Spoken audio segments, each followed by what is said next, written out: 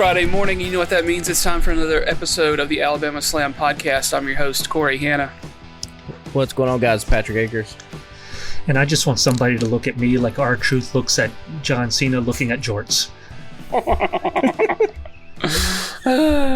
All right, let's get into WWE for the week.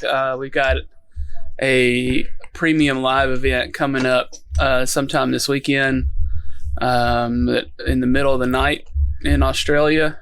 In American time, it's the middle of the night. So the first thing we've got here is I just put a note that said, Bloodline segment, Patrick is mad, because we were texting about that the other night, and it sounded like Patrick had another rant ready to go. I came on this podcast. It had to be last week. And I said, if I get more of The Rock 1999 and less of Dwayne Johnson, I'm going to be very upset. And I'd be damned if it didn't immediately start out that way. And I just lost interest. Listen, I'm probably in the minority here. It seemed like a lot of people loved it. I'm not interested in just seeing a retread of The Rock circa 99 to 2001. I'm just not. I'm not interested in that. Obviously, a lot of people are. A lot of people loved it. But to me, it doesn't land the way at 33 years old that it did when I was 11. Sure. I guess. So, like, it's coming out and I'm going to smack the herpes off your lip. Like, oh, that entertained. What is this, man? That's one of my favorite lines. This Bloodline saga, compared to where it was when Sami Zayn was at the apex of it, and everything felt real. You remember the Royal Rumble, where he gives the chair to Sami Zayn, tells him to hit Kevin Owens in the head, and the whole crowd, like all of the feeling that we had when we were talking about it on this podcast, to now it's just been reduced to like grade school jokes again. And like, why is The Rock confused about why Cody Rhodes is in this match? I think you're over analyzing that part of it, because I don't think he's confused about the winning the Royal Rumble. I think that was more him trying to point out there was no point in him challenging Roman because he had already lost that match. He wasn't going to have a different outcome. He should have just stuck with challenging Seth Rollins and made it a day, because he's wasting his time. Well, cool. Your explanations made a lot more sense. He should have said that instead of saying what he said. Like, yeah. I'm not gonna fill in the plot holes for it. I still have yet to get an explanation about what the deal between him and Cody was. There was a whole bunch of tweets that night that were like, "So Rock doesn't know how the Royal Rumble works." Yeah, that he himself won back in when he went at 2000. Yeah, whenever, I guess. But like, now we have gone through this whole thing. We've gotten no explanation as to why Cody Rhodes was so willing to give up his WrestleMania spot. And listen, this will probably still be a good build to WrestleMania. All I have is the build. The match between Cody and Roman is probably going to be whatever. It will probably be just as good as it was last year. But like, I don't know. Clearly I'm in the minority here because Salt Lake City was eating it up. People on the internet were eating it up. I mean, kudos for him. It was entertaining. I mean, yeah, it was. I literally, right before this, I watched The Rock give a promo from 2003. It was February 20th, 2003, Rock promo from Indianapolis. So he was challenging, it was a Hogan versus him setup. And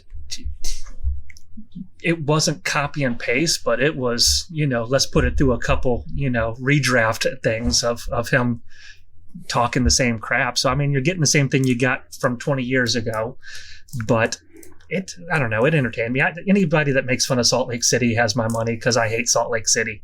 So you can make fun of those inbred Mormon people all you want. I probably just lost some demographics there, but I don't care.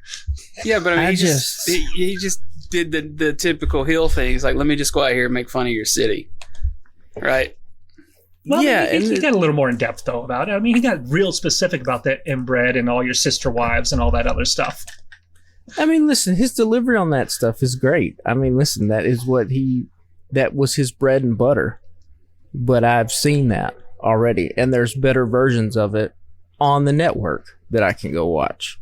And I think I just had higher hopes coming off of The Rock coming back and potentially doing this angle where he was some kind of authority figure and he was on the board. And I guess I just had higher hopes in my mind that they would do something maybe a little bit more highbrow. And instead they just went back to, nope, here's Hollywood Rock. And that's what he is. But do you agree that there was an opportunity to do something different? 100%. And I guess that's where I'm disappointed. It's just the same old, same old. Yeah. And like I said, I'm in the minority on this. A lot of people loved it. And that's great for those people. Hopefully they will enjoy the build. It's not like I'm going to stop watching. But like from when he immediately grabbed the microphone, I was like, I know what this is. Yeah. You aren't in the only case of what you're asking.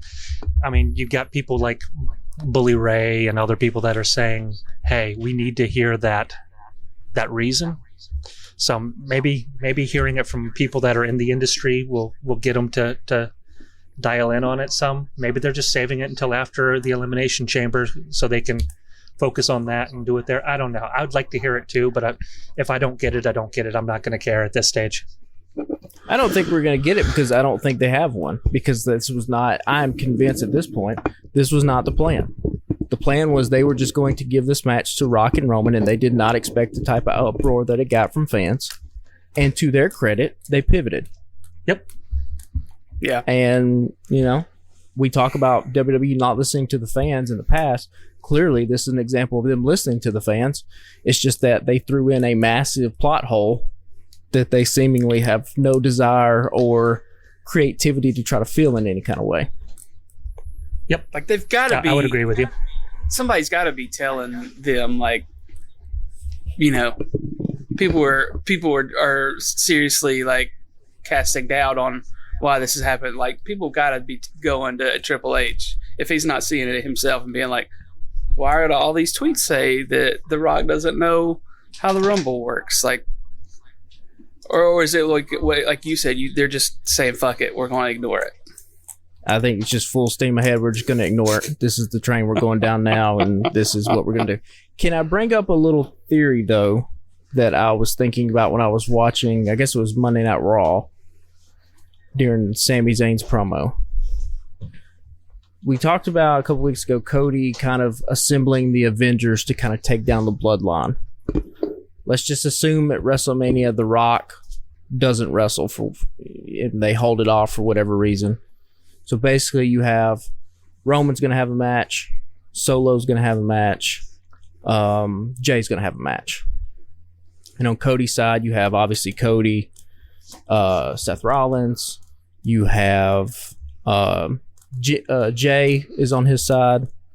And I was just thinking, if they were going to make this WrestleMania feel big, and they were going to make it feel like, if we are going to tell the story of the Bloodline dissolving, part of that story is that sort of a new breed of superstar kind of takes over the WWE. What if Roman Reigns goes to Gunther and he goes to Logan Paul and he says, listen, this WrestleMania is about us. We have new people who are coming to take us out. You are all going to be not honorary Bloodline members, but like the Bloodline is going to have your back if you have my back. So like we get Gunther versus Sammy, we get LA Knight versus Logan Paul, we get all these people from Roman's past that he screwed over. All those ghosts are starting to come back to topple him over.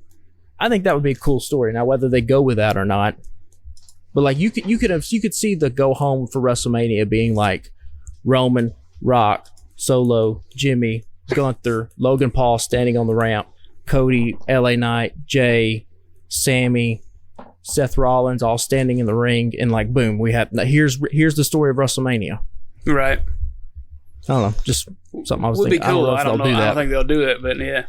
Speaking of Raw, no, I think you're gonna go ahead. I think you're gonna get a little bit of that because, like we said, you're gonna have some Avengers assembling. I just don't know if it's gonna go as West Coast Avengers as you're wanting. Well, you had that scene of Paul Heyman talking to Grayson Waller in the locker room. You had him talking to Braun Strowman too. Right. That's true. But like these guys now, like because Drew has now been helped by the bloodline. Drew's whole thing, they're starting to play off that he's a hypocrite, right? Yep. It's not much more hypocritical than if he joins the side of Roman Reigns in this fight after Roman Reigns screwed him out of the title win at Clash of the Castle, right? If you can't beat him, join him, type of thing. I just think that would make this WrestleMania feel a little bit bigger. Maybe this doesn't need to feel that bigger. The Rock is going to be involved somehow, and we get Cody finishing the story, but it's just something I was thinking about. So let's go ahead and switch to Raw. I don't see any other notes for SmackDown. We got a couple things to touch on for Raw, and then we'll quickly run down the Elimination Chamber card before getting into AEW. So from Raw, I made a note about some odd production choices. I don't know if you guys noticed those too. Like, there was that weird backstage interview with Rhea Ripley and Nia Jax. Was that maybe just because like one of them wasn't, or whether they were both there the other night though, right? Because they both had. No, this is an active choice. This is you have gotten rid of Kevin Dunn. So for 900 years, Raw has had one guy producing it, directing it, and it has looked the same as always. They have now hired a guy from ESPN, and they are going for that more ESPN sportsy kind of look. So you're going to get those telestrator moments. You're going to get the shot that where they started on the street outside the arena, came in the door all the way down and into the crowd to show you that humongous arena full of people. They're doing it more. They're actively tinkering with the production. I think it worked. I mean, you called it an odd choice. I don't know. I didn't. I think Rhea was actually in Australia, though, was she not? I think she was there early to do press because this event's all about her. And maybe because I did see some. I saw her somewhere taking pictures with Dom or somebody in an airport. So it might have been that. No. I thought the telestrator thing was a little more funny than anything, but that may have just been because it was their first time with it, and it looked real. It looked like it was supposed to be a joke to me. Well, McAfee is always going to make stuff more goofy than it is because he is just good point. Their production has stepped up though. Like Steven, you mentioned the shot where they started on the ramp and came all the way down to the ring coming back from break. Like, I thought that was really cool. We've talked about on this podcast a lot. Like, that is something, the actual presentation of professional wrestling is something that really hasn't changed since like the 80s. So that, if there's any place for innovation in wrestling, I think it's in that, how you showcase it onto how you make it more of a television product. Yeah. So I like the stuff like that. And we got less of the 3-second, here's a clip that Dunn was just in love with. Mm-hmm. Yeah. So the next thing we have is it says Drew or Logan Paul. Those are my. We're going to get into the Elimination Chamber, but those are my two of coming off of Drew's win, with Logan Paul being what Logan Paul is, and his smack talkery ability to go after Seth. I think that would be a match that I want to see. Want either redo the Drew and Seth angle and have Drew come out with it, or put a fresh face of Logan Paul in there, and I think that would be where I would like to see it. You got any thoughts, Patrick? I think Logan Paul, this is where you set up Logan Paul and LA Knight for WrestleMania. They're both in this match. I think Drew McIntyre wins the chamber. He's the sensible choice to go up against Seth at WrestleMania. Because it's not been that long. Logan and Seth just wrestled. When did they wrestle? They wrestled this year or last year, right? For the title?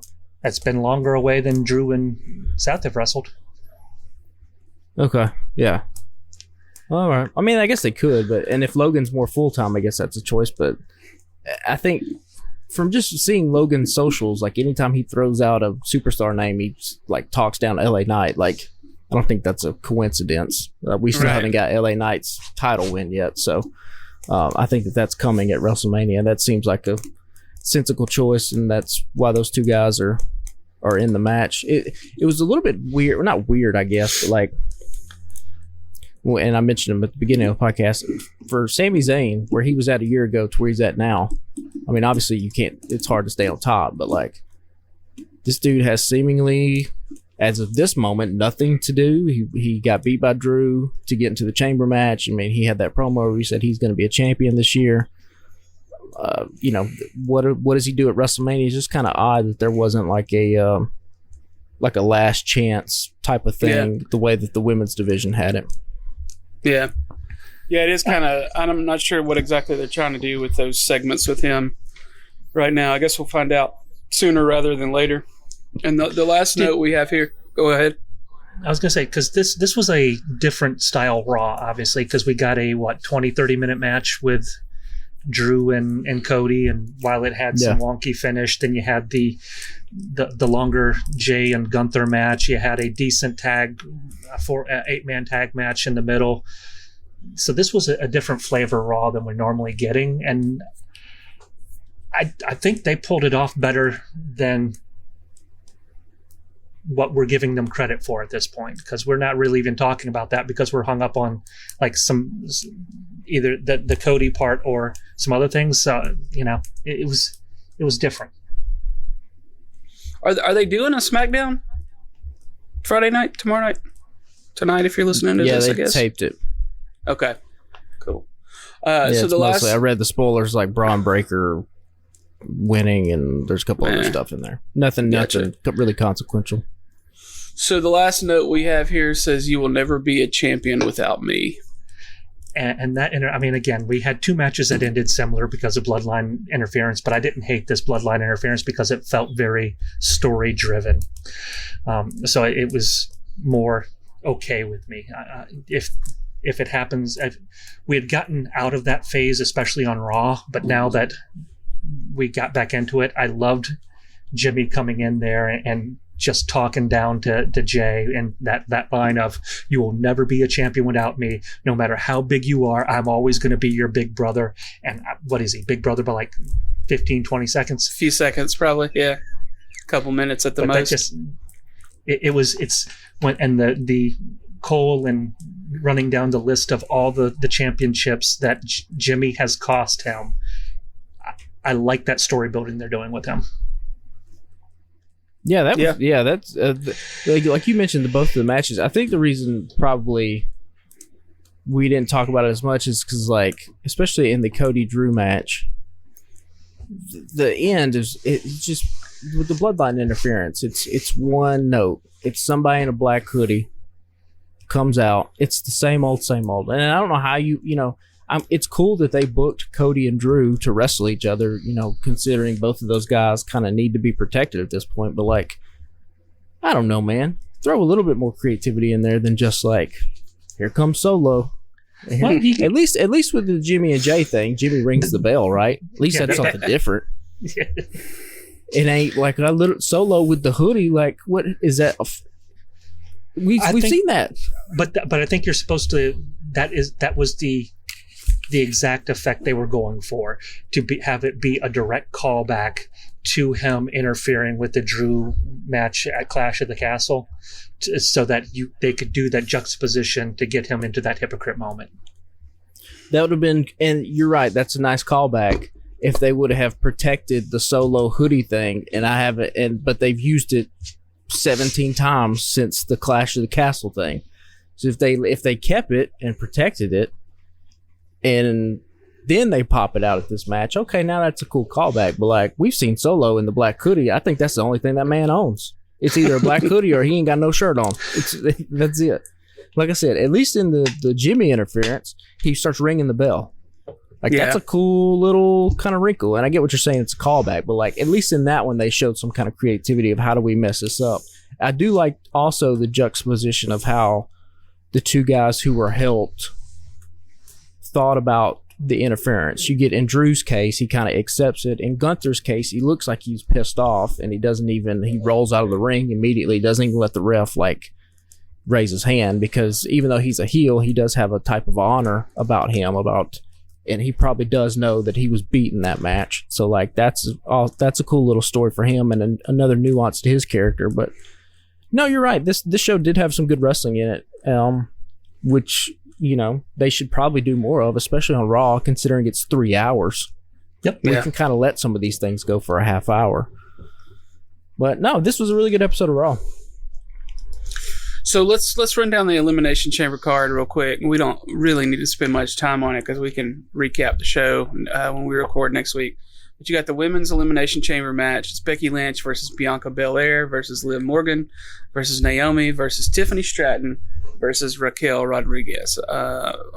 Becky Lynch is probably the favorite, right? Yeah. Or do y'all think anybody else is going to win? No, I think it's Becky, but the big thing to me is that it seems as if Jade Cargill was going to be in this match, and they pulled some kind of audible and put Raquel Rodriguez in there. What's the reasoning behind that? Right, like how bad is Jade? Like how not ready is she that they kind of do something like this? I don't think it's about bad. I think this is, do you put somebody in there for their first match in a sense? I mean, yeah, she was in the Rumble, but that's not going to be as much of a match as this would be. Do you put her in there just for her to eat a pin so that Becky can be the number one choice, whereas Raquel, she can eat a pin all day? Right, but with Jade, isn't there something to say if you have her in a ring and she's standing across from Becky Lynch and Bianca and Liv Morgan and all these people who have been in high profile spots in the WWE before, just a little bit by osmosis, it tells the fans like, oh, this girl's a big deal because she's in the ring with Becky Lynch or she's in the ring with Bianca. I can see that. To just have Raquel in there is, like you said, like she's eating a pin, but like, cool, we all know she's gonna eat the pin now. At least if Jade was in there, you could kind of convince yourself like, yeah, maybe she could win the Rumble or win the match. Now, like all of us think it's gonna be Becky, I think, because this is where they've made it specifically whoever wins this is going for Rhea's title, and we've been waiting for the Becky Lynch Rhea Ripley feud now for months. Wow. Yeah.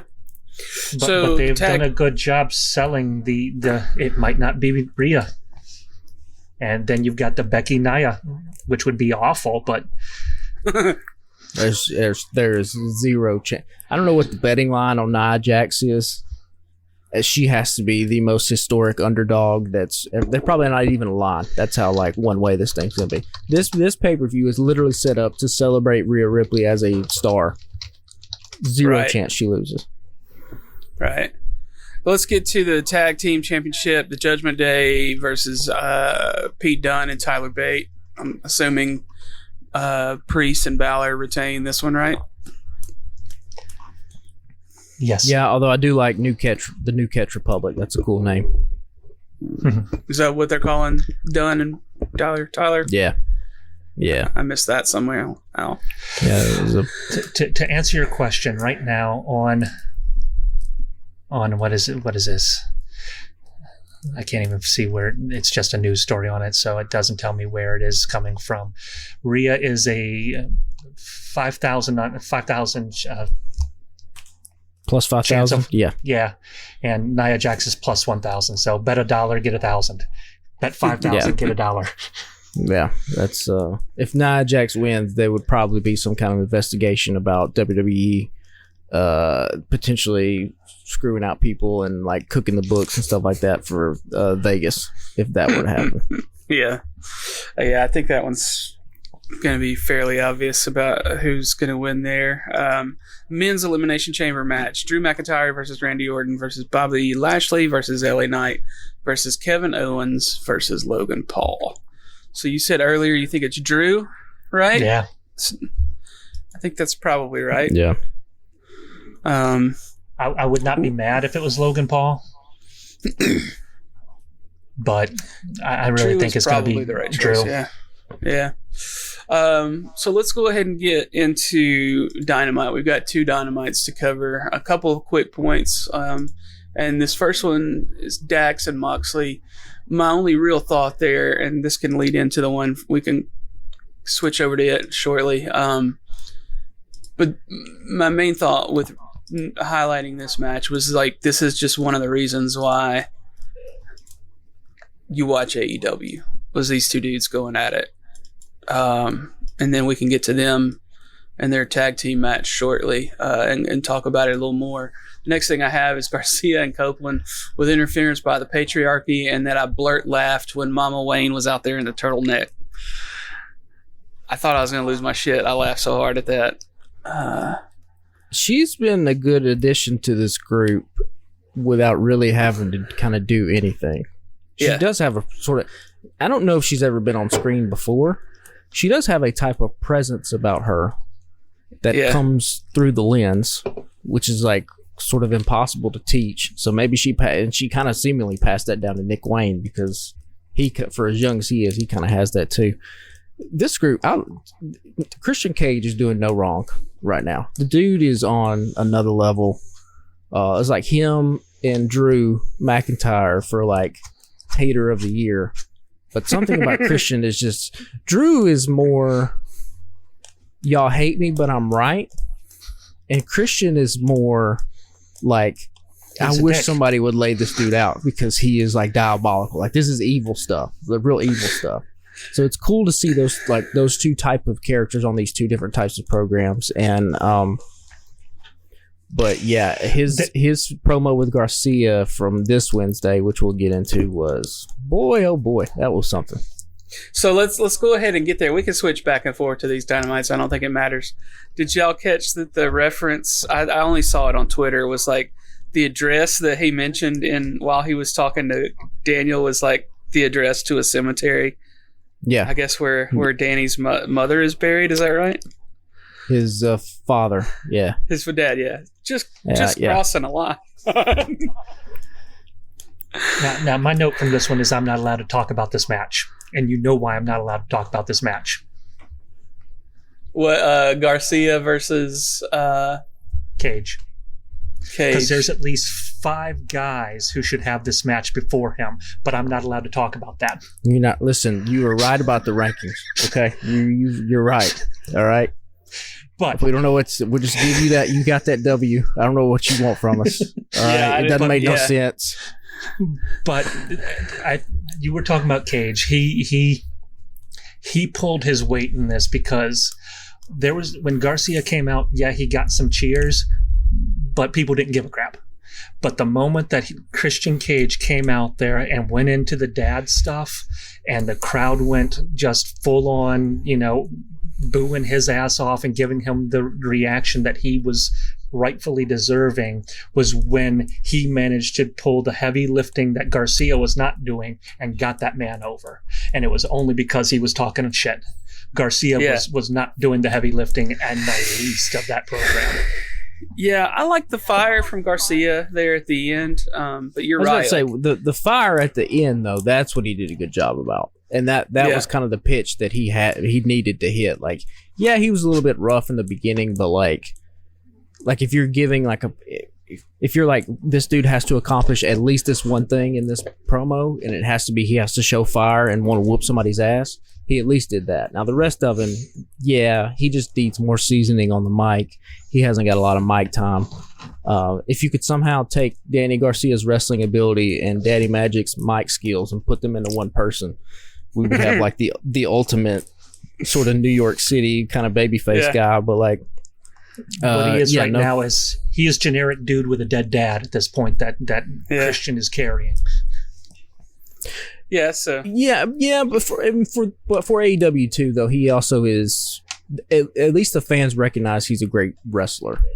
Yeah, this could be something like, at least he's not generic dude he's not Hook. Yeah, like and we'll which I'll get into. We'll pretend that we don't know what he's ranked. Also, leading into next weekend at the pay-per-view. We'll just forget. Yeah, we'll forget. Just gonna have to roll with Steven on that one. Didn't even fucking matter. They did not even do rankings. Did not even do rankings this week. Maybe they dropped it already. Maybe. My next note says the Young Bucks wrestling in their suits was funny as shit. Then, they knocked Tony Schiavone down, and Darby Allin comes in and goes ham on the mic. He referenced Cody. Talking about there used to be an EVP here who cared, blah, blah, blah. And he calls him out on what the mission statement originally was. and we can go ahead and bring in some stuff from last night on this. There was a great promo from Sting and Darby, which apparently was at Sting's house. I read on the internet. Do y'all believe that or no? Or was that just some generic set of doors? I did not care for that promo. I'll be honest. It did nothing for me. I didn't watch. I watched the highlights for this Dynamite, and I did not watch the previous Dynamite. Did they beat up Sting's kids or something? Yeah. Yeah, they beat the hell out of them. Okay. Yeah. So I missed that. So the whole they Darby wrestled some about jobbers. Yeah, they wrestled Didn't jobbers do last anything week for and me. then went after Sting's kids. Both of his kids were in the front row of the audience or whatever. And then we get this whatever's happening with Ric Flair, and I saw some stuff about it online before I saw the actual segment. But I didn't know what he said or anything. It just, the thing I said saw he may be getting into business with the Young Bucks. And then, so the first thing out of his mouth was I was brought in and blah, blah, blah. And then I haven't been on here in 3 weeks, which is funny as shit because just a couple days ago, I was I thought Ric Flair was supposed to be involved in some of this stuff. And I was he hadn't been there in several weeks that I remembered. But I also knew there was probably some stuff I hadn't seen. But he just makes it about him and then, goes and knocks on the Young Bucks door. I was what are we doing here? This was okay. So 2 weeks ago, I want to talk about the Darby promo solo and how much I absolutely hated it because it had nothing to do with what the story they're trying to tell. So, like we told Steven, keep in mind why the Young Bucks have blood on their suit. Why? Because they jumped Sting and Darby after they win the tag team championships. They beat the shit out of Sting's kids. They bloody up Darby, right? Literally the next week, Darby comes out to make the save. That is the 12th thing that comes out of his mouth. Instead, he starts talking about all this insider stuff. There used to be an EVP here, blah, blah, blah, blah, blah. Well, that's not the story, bud. The story should be, you got these dudes whipped your ass. They whipped Sting's ass. They beat up Sting's kids who aren't even wrestlers. They bloodied you up. Let's talk about that. And if you want to drop a little hint and say something like, you guys have never been in my camp. You guys never wanted me to succeed, but these fans got behind me and now I'm at the position I'm at and we're going to beat your ass, blah, blah, blah, blah, blah. It's something like that. Instead, you turn it into this weird, inside baseball thing where now we have, the narrative is operating on two different levels that don't even make any kind of sense. You get a Cody chant in AEW, which... if Cody ever comes back to AEW, the biggest babyface in the world will be that guy. But then, you get the promo this Wednesday out in front of the house. That's a little bit more of what this should be about. At least they reference, the kids getting beat up. And I thought Sting's line, I thought Sting was great in that promo Wednesday night. But then, the Ric Flair stuff came before that. What this is all just we don't need any more story than the fact that this is Sting's last match, right? Sometimes it just needs to be that simple. It's Sting's last match. The Young Bucks touched his kids. They're trying to ruin his moment. Now he's got to get their comeuppance. Why we have Ric Flair back here cutting deals and being all pissed off because it's not about him? It's it's not about you. It's Sting's last match. You touched on something that bugged me about the Darby promo because I saw the Darby promo from the couple weeks ago where he got a Cody chant, which bugs me because why are you trying to get a guy from a different promotion over on your show? I'm sorry, you move on from that. You ain't trying to get a Cody chant going. I appreciate that you're referencing history, but you let that go. And then they come back and do it again this week with a Wardlow getting a CM Punk chant. Because he's talking about beating up that guy. And it's quit putting over WWE. That is, if you were wanting to be different than them, stop talking about them. Make me not think about them. But the fact that you're out there putting two of the biggest stars of the other promotion over makes me realize that, this isn't that. And the Wardlow promo could have just been as easy as management doesn't want me going up against these top stars because I beat the hell out of them. Boom. You don't, you don't need to mention the real champ, because the real champ, all you've done is discredited every champion in your organization at this stage.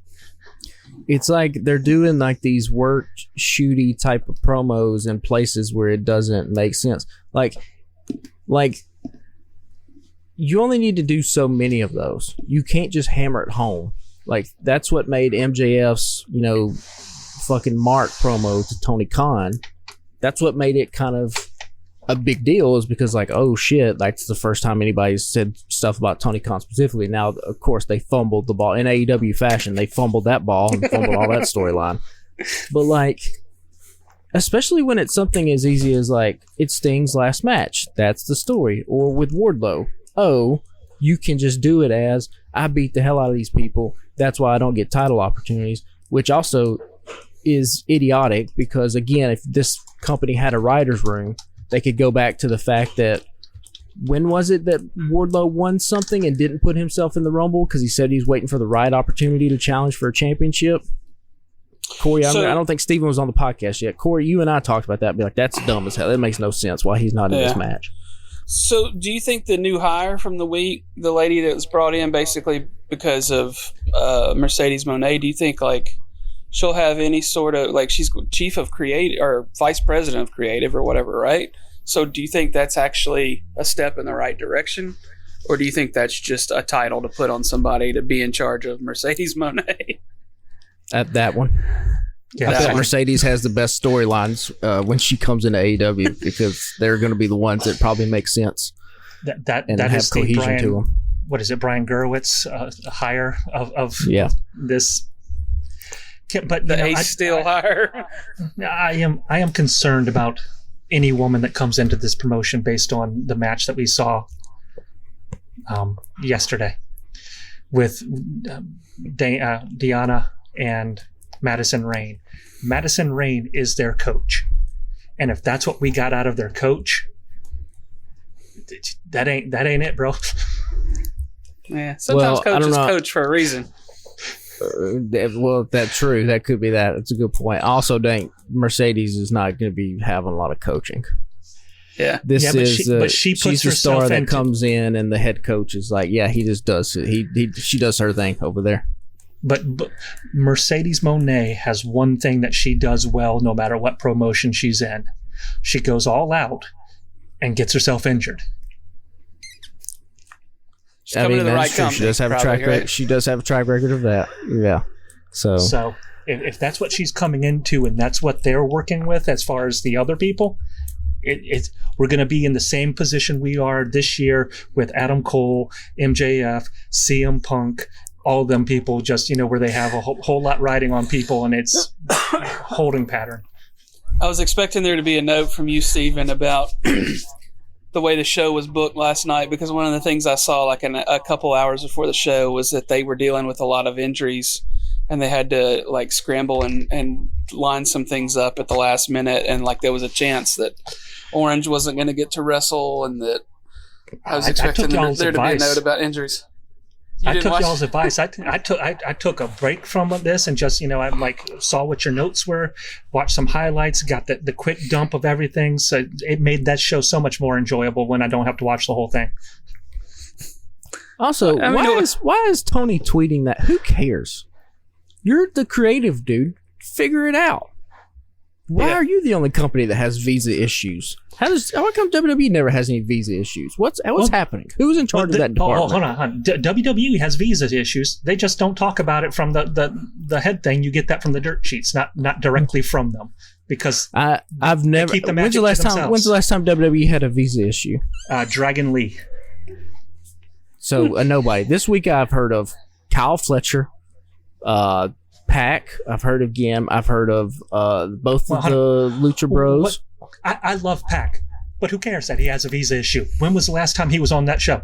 Well, I'm not saying I don't care either, but what I'm saying is like that can't be. I don't like you before the show starts tweeting that out as some kind of semi-excuse, being like, well, if the show sucks, here's the reason. It's like, this is a TV show. From what I saw, it kind of sucked. It made me realize, watching the highlights, it made me realize something very clear. You have three people that all do the same finisher. Oh, Jon whoa. Moxley, Hook, and Samoa Joe all do a rear naked choke finisher. Yeah, but Samoa Well- Joe's looks a lot different. Well, yeah, he's the only one that does it good. But Yeah. but I watched those I did the highlight of I watched the entire of the FTR BCC match because that was the best match on there. Yeah. And then I got into the what I swear to God, I thought it was an 8-man tag match because I was like, there's 2 other people in this match because there was nothing happening this. I know there was more people in this match because it was so damn boring, but no, it's just 6 of them. And, then I'm like, oh yeah, Hook does, you're shoving Hook down and he's not good. Can we let this go? I was just happy that Cage didn't take the pin on this one, honestly. I mean, who cares about Brian Cage and RVD being in a match with Hook? Yeah. I mean, it didn't Yeah. have anything happening there, really. I mean, you still had a little bit of the Swerve and Page thing, but That we didn't need a entire 6-man was match based on- involving them. Nah. You were right, though, and I do have this note about FTR versus Mox and Claudio, which I think we'll get some more of next week. Didn't they make that official for Revolution, right? Because this one went to a draw. Yeah. This was a thing that I thought, because I'm sure we've seen it before, but it was just a thing that had just happened last night. Like, FTR's in the back doing their interview, and they're like, "We want another fight," blah blah blah, and then all of a sudden, here comes Mox and Claudio walking. I'm like, this should be happening more often, right? Because all these guys are going in the same area, basically backstage, and it's like we just have to pretend that they're not around each other. So I thought it was kind of funny and kind of neat that, like, oh well, here they come. Something that bugged me in that match. It's a stupid thing, and I know a lot of people like this, but it bugs the heck out of me. You got Moxley and whichever one had him locked in the sharpshooter. Claudio comes in and puts the other one in a sharpshooter. What is the point of, if you are in a submission hold, you got your partner in a submission hold, why are you coming in to put a submission hold on the guy who is not a legal contestant when you were not a legal contestant, when your dude is in a position to be tapped out just to show off that you can put the other guy in a submission hold as well? Knock him off so your guy doesn't tap in those remaining closing seconds to make you lose the match, instead of just trying to do this I can do the same thing you can do shoot fest viral moment, because it was stupid.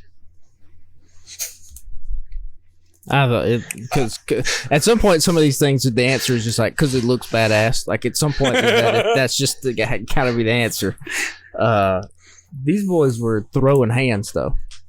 Like you want to talk about physicality. Them forearms were landing, and as someone who's been hit with hard forearms, it sucks to take it once. It really sucks to take like as many as they were throwing. And like you want to talk about kind of the at least style wise, what sort of separates the AEW product from the WWE product, I would have to say like the physicality would be the number one thing. Like these dudes are throwing bows at 110 miles an hour, and that's kind of crazy. When did FTR start doing more flips and not fists? Because they were doing a lot of flippy stuff, and that used to be their whole gimmick of we ain't going to do the flippy stuff because we're a throwback. When did that stop? When they got to AEW? What were they doing? What flip stuff were they doing? They were doing flippy stuff in that match. They were jumping off the top rope and everything. I mean, burned out because Cash has always done a dive though. Cash has always done it. Cash did the suicide dives in WWE. No, that was their whole gimmick of not doing that stuff. Yeah, no, their DIY match that they had that in NXT, there was a spot where it was dueling. Maybe. I mean, Suicide dives back. It's been years. But I'll have to go back. Yeah, I get what you're saying, but like, I don't know. I remember the shirt. No flips, just fists. They're not doing spot fests out there. Like, yeah, they're not doing Lucha Brothers matches just because, we don't see Gunther go off the top rope, all the time. Like when he does, it's going to be something to look out for, right? Most when you think of Gunther matches, you just think about slap fests, and power bombs and shit. But every once in a while, he'll go up on the top rope, and you're like, "Oh shit!" Probably because also too, there's a lot of dudes in AEW that throw really hard chops too. So like in WWE, they kind of had that market cornered for a little bit with the chops. Right. But now, you know, in AEW, you got Kingston throws a good chop, Mox throws a good chop, Claudio throws that hell of a damn European uppercut that sounds like a chop because he's hitting the dude so damn hard. Danielson likes to kick. Danielson, yeah, you got kicks. Everybody's laying it in. So then you got to go the other way. Now you got to go flips. What's your note on Danielson? It looks like that's the last thing we have to cover. This is something that was going to have more steam before I got undercut on Twitter here by O'Shea Jackson, because he's stolen one of my thoughts here this week. And I think it might all come from the same thing. I hit up on this Twitter stuff, and they were talking. They broke down the storyline between Eddie and Danielson about how all these random Japanese people that he is fighting right now are all Kingston's heroes. So he's trying to wreck Kingston's heroes right in front of him. And to me, I shouldn't have to go on Twitter to have some rando tell me that. You've got 3 people sitting over there with microphones in front of them telling me that you can tell me that. And the AEW Twitter group will tell me I shouldn't have to be spoon-fed stories.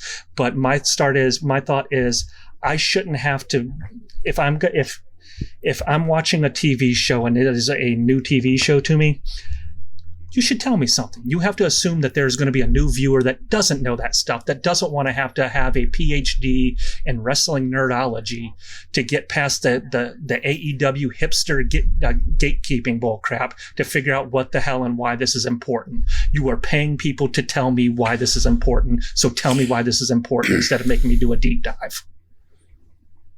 Yeah, I mean, I agree with you for most of that. Like, I know that like some of a lot of these are dream matches for him and important to him, but to somebody like me who's only been watching really for a few years at this point, like they don't mean shit to me, most of them, right? So a little bit of background would be helpful. I mean, we don't need a 5-minute segment, but a couple of minutes, so 1 to 2 minutes would be beneficial. If you're going to give them a 20-minute match, you're telling me that you can't throw that in there for 5 to 10 minutes while you're talking the garbage that you're talking over there for 20 minutes? Because there's a lot of garbage that those guys are just doing in jokes to themselves about Tony Schiavone's wife making sandwiches to each other and garbage like that. They are literally just wasting time on the microphone when they could be spoon feeding me this information. That's not spoon feeding. It's just quit being a hipster.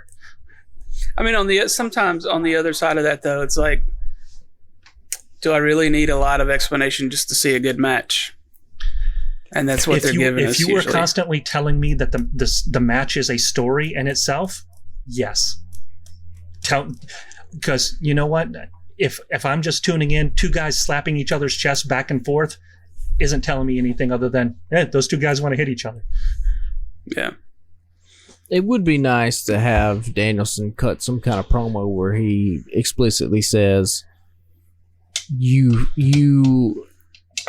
heroes are all these Japanese guys. Well, guess what? I'm going to pick your heroes apart one by one in front of you. Then I'm going to pick you apart. That's never been. No one has said that. Well, and so, like, if we're going to be critical, badass? It would sound that. If we're going to be critical if I'm going to be critical of The Rock and all the things and all the plot holes that has, then we have to do it both ways with AEW too. And AEW has a bigger problem about this, where they just expect fans to know who Jun Akiyama is. I know who Jun Akiyama is. Most people don't. Yeah, it is literally the hipster of wrestling at this point to me, where it's like I am not cool enough to be in the know, and I don't consider myself to be outside the know in wrestling, because I've watched a lot of wrestling and not just one federation. I've dabbled everywhere, so I feel like I know, but I don't know all of it.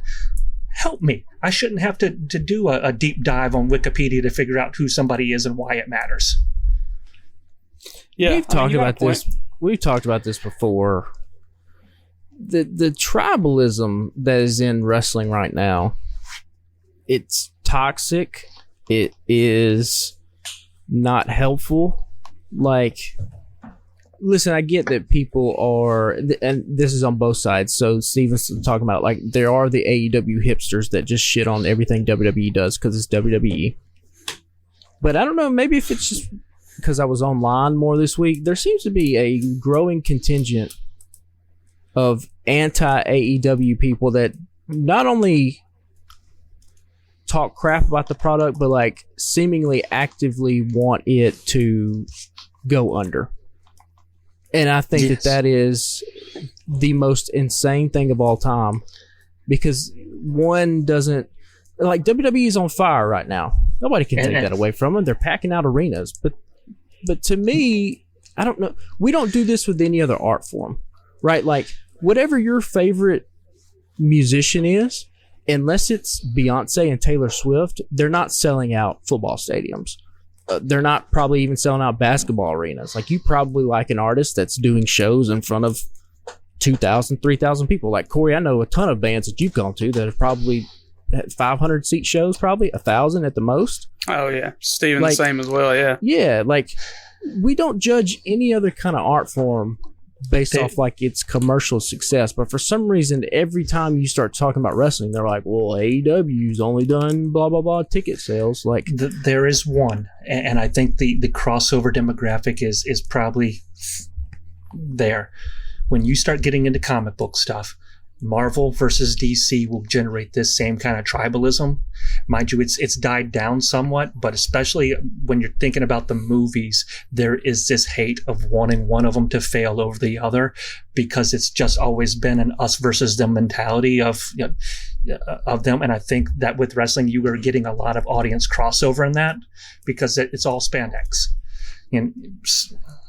But yeah, and you might be right, because I'm not in that comic book world, but like, for anybody that is out there, like, yes, I hope AEW doesn't succeed. To me, that's crazy, because some of the reason why WWE is hot right now is because there's an alternative and there's competition, and they're looking at what AEW has done successfully in the 5 years that they've been a company, and they have brought some of that over and changed it to their model, and like, that's why WWE is hot right now. And to just sit there and be like, had almost 2 million people for the first time in years this past. And to just sit there and be like, oh, I hope AEW fails. It's like, well, one, all those wrestlers are going to be out of jobs. And two, like, we spent some amount of time here on this podcast. We all love Christian Cage and the work he's doing. Guess what? If there was no AEW, he's not in WWE.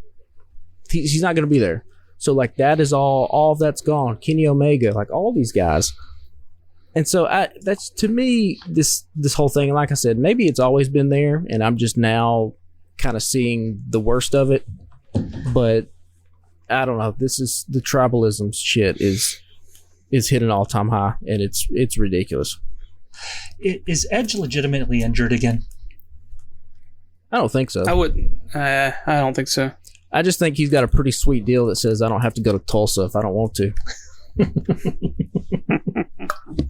Well, I think that's probably it for the week. Next week will be a big week. If we record next Tuesday, that'll be the night before the go home show here in Huntsville. We've all got tickets to go. Should be a fun show. They've already announced Will Ospreay will be there. His first official, I guess, AEW debut. He's been on the show before, but this will be his first time under contract, right? I'm assuming we get something big from Sting and Darby, and probably Ric Flair, right? Lord knows what that'll be. Yeah, I mean, they're doing Dynamite and Collision that night, so we should be 4 hours of, should be a lot of fun, I hope. It's going to be a long night, Yep. And then I think I'm driving over to Florence on Friday night for night one of New South Hoss. Hunter Drake versus Braden Toon should be a lot of fun. If you keep up with New South at all, those guys have been friends for a while. Drake was the guy that got his belt because Toon won the briefcase last year and then immediately turned and gave it to Drake for whatever reason when Toon won the title off of Kenzie Page. And he helped him get the belt, and they had a friendship for a while, and then quote unquote, things fell apart there. But both of those guys put on great matches, so that's going to be a lot of fun to watch. Hopefully they'll be back in Huntsville soon. When they hear this, you got 3 days to tell us what the sign should say. Yeah. And then we'll have Revolution next weekend. So obviously it'll be a couple weeks before we get to recap that one. But I think that's going to be a good show. I think Takeshita and Ospreay, that's going to be a really good match. Just in terms of straight up wrestling, right? Yeah, I'll pay $50 just for that. That's all I need. I need Ospreay to come to the VBC Huntsville and just have a long cape that says, "I'm about to save this show." Bruv. Good on him. I hope he succeeds. But yeah, man, I think that's it for us. Y'all follow us on social media, on Instagram and X, Twitter, I guess, whatever you want to call it these days. Twitter, I still call it Twitter. At Alabama Slam Pod, we're on Threads as well. You can follow our network of fellow podcasters at thealabamatake.com. You can follow the Alabama Take on all social media. We've got other folks over there doing podcasts about two sports podcasts. We got a book podcast, TV podcast, et cetera, et cetera. And unless y'all have any final thoughts, or is that it for the night? I think I've dumped my thoughts. Patrick got his headphones off. He must have a kid in the room. But yeah, man, we'll talk to y'all next week. And what up, little Holden? I see you, little man. Okay, bye. Okay, bye. Bye.